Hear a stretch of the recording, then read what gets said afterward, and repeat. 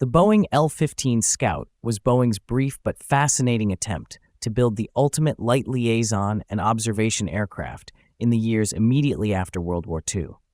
As orders for heavy bombers dried up, the company looked for a new niche and produced a clean sheet design intended for short, rough fields, long loiter times, and unmatched visibility for the crew. The L-15 was a compact, two-seat, high-wing monoplane powered by a 125-horsepower Lycoming O290 engine.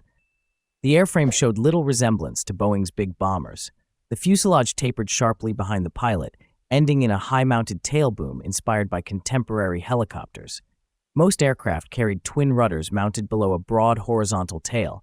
The first prototype used a single fin. This unusual arrangement allowed the rear cockpit to become a glassed-in observation chamber, accessed through clamshell doors.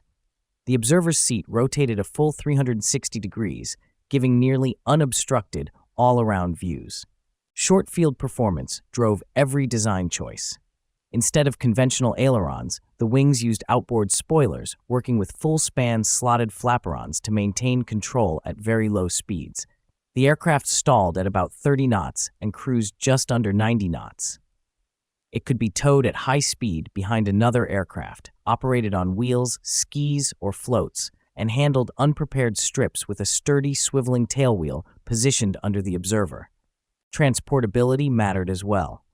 Boeing designed the L-15 so one person could fold the aircraft for shipment by removing only 16 bolts in the main wheels.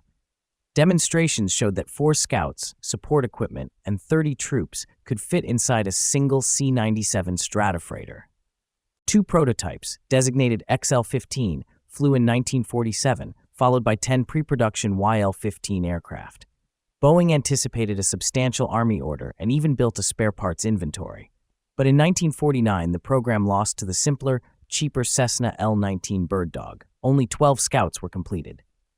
The Army transferred the fleet to the United States Fish and Wildlife Service in Alaska, where the rugged little airplanes worked on skis, floats, and tundra tires through the early 1950s.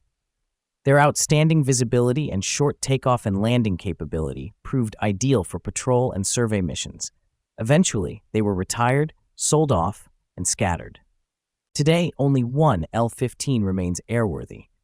Painstakingly restored to its 1949 condition, it appeared at Experimental Aircraft Association AirVenture Oshkosh in 2017, earning top awards and reminding visitors how radical Boeing's month-long design sprint had been.